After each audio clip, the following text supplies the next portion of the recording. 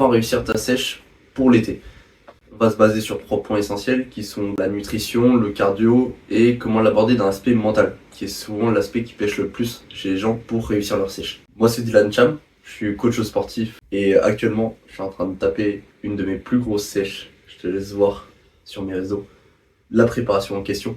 Le but de cette vidéo, c'est de te donner les clés pour que tu puisses réussir ta sèche pour cet été. La façon la plus simple de perdre du gras, c'est de faire un déficit calorique. Tu as déjà dû en entendre parler. Pour le faire de la façon la plus simple possible, je te laisse chercher sur internet TDEE et ça te permettra d'avoir en quelques clics très rapidement ton métabolisme basal qui est en gros ce que tu brûles comme calories en restant assis. Et le but, une fois que tu as ce chiffre, c'est de pouvoir y soustraire environ 400 calories si tu veux faire une sèche plutôt ardue ou même encore moins, si tu pourrais retirer 500-600 calories. Et si ton but c'est de sécher, mais pas pour cet été, plus sur quelque chose de long terme, dans ce cas-là, je te conseillerais de faire une sèche beaucoup plus douce avec seulement un déficit de 200 calories. Au niveau de la nutrition, quand vous faites une sèche, le plus important, ça va être de garder un niveau de protéines qui est quand même assez élevé. Donc, on part généralement sur une base de 2 grammes par kilo de poids de corps. Donc, imaginons que tu pèses 60 kg, il faudrait que tu aies un apport de protéines d'environ 120 grammes. Pour ce qui est des lipides et des glucides, on prend 1 gramme de lipides par kilo de poids de corps. Donc si tu fais toujours 60 kg, il faudra que tu prennes 60 grammes de lipides. Le reste, c'est généralement des glucides. Est-ce que tu dois éviter les McDonald's, les gâteaux? Ça, on y reviendra plus dans la partie mentale. En réalité, c'est pas à bannir. Si tu en as besoin pour tenir ta sèche, alors tu dois continuer à en manger, mais simplement en plus petite quantité. Pour réussir et finaliser tout cet aspect nutrition, la chose que je te conseille, c'est surtout d'avoir un tracker, de pouvoir mesurer tes calories chaque jour. Tu as une deuxième version qui existe pour faire 100, de savoir à peu près ce que tu manges chaque semaine, et de simplement modifier le fait de retirer un repas, simplement un aliment que tu as tendance à consommer en excès, ou ce genre de choses. Pour continuer sur cette lancée, on va parler du cardio, qui est absolument nécessaire pour perdre du gras. Ça va être très compliqué pour toi si tu veux sécher, de vouloir sécher sans faire du cardio. Alors, quand je dis faire du cardio, je te dis pas d'aller courir à 3h du matin avec un sac lesté de 15 kg, absolument pas. On peut mettre 3 catégories de cardio, qui sont les cardio de très basse intensité, de moyenne intensité ou haute intensité. Et dans ça, je vais pouvoir te conseiller de la marche, simplement du tapis de course en montant en zone 2, aller chercher un battement cardiaque entre 140 et 160. Et généralement, si on parle de haute intensité, donc des cardio HIIT, qui sont généralement des cardio du sprint ou du fractionné, qui sont des choses beaucoup plus intenses. Parmi ces trois-là, lequel choisir? Alors c'est très simple, ça va dépendre de ton emploi du temps que tu veux y accorder et ta capacité à encaisser une certaine charge cardiaque en fait. Si tu as le temps, le mieux ça va être toujours de favoriser la marche. Si tu veux être optimal, je te dirais de faire du cardio de zone 2. Et ça généralement pendant 20 à 40 minutes par jour.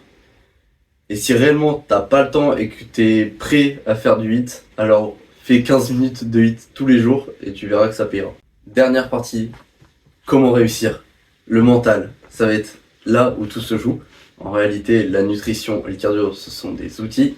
Mais surtout, ce que tu vas avoir besoin, c'est d'avoir la capacité mentale de tenir ça sur plusieurs semaines ou même plusieurs mois. Comment faire?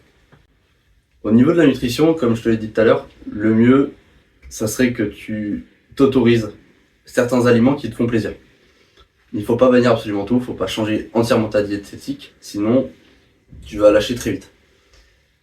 Donc tu peux continuer à manger quelques repas, quelques aliments que tu apprécies qui ne sont pas sains. Et pour ce qui est des cheat meals, en réalité tu peux.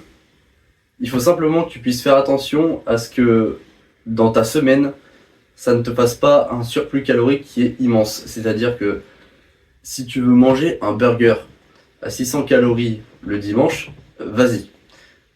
En revanche, si ta diète tourne aux alentours des 1900 calories et que tu t'enfiles un Burger King à 4000 calories, en fin de semaine, je t'avouerai que ton déficit, tu vas l'avoir mis aux poubelles en 1 seconde en fait. Donc c'est pas le but. Donc ça, c'est pour ce qui est l'aspect nutrition. Cheat meal, ok, mais faire quand même attention au total calorique. Enfin, cheat meal.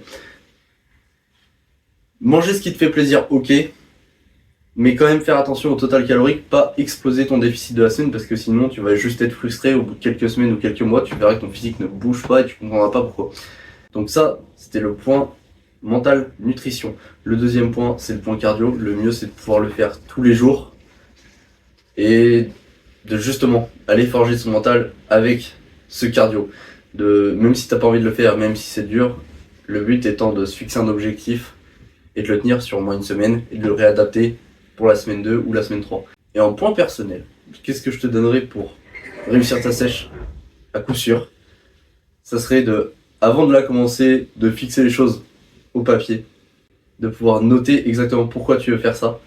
Parce que ce soit au milieu de ta sèche, à la fin du premier quart, ou même vers la fin, ça va arriver, tu auras les pensées de vouloir abandonner, et c'est pas ce qu'on veut. Le but c'est que tu réussisses ta sèche, que tu sois fier de toi. Donc, la meilleure chose que je peux te conseiller, c'est de prendre le temps, avant de commencer, de noter tes motivations. Tout bonnement, de noter pourquoi tu commences ça, combien de temps tu veux le faire, est-ce que tu as besoin d'être accompagné, globalement, de faire ton plan complet. Et une fois qu'il est fait, tu t'y tiens. Je te laisse mettre un commentaire si tu as besoin de précision sur certains détails. Si ça t'a plu, like et abonne-toi. Et globalement, ce que j'aimerais que tu retiennes de cette vidéo, c'est que si t'es venu jusqu'à la fin de celle-ci, c'est que tu as une certaine motivation pour faire cette sèche. Donc déjà, tu vas devoir la commencer, t'as pas le choix. Et sache une chose, que ce soit diabolisé ou pas, la sèche pour l'été, tu peux perdre quand même pas mal de kilos sur seulement un mois. Je dirais pas te dire que tu perdras 10 kilos en un mois, mais en perdre 4-5, c'est faisable. Donc, rien à foutre. T'as encore au moins avril, mai, juin. T'as encore au moins 3 mois pour perdre ton gras.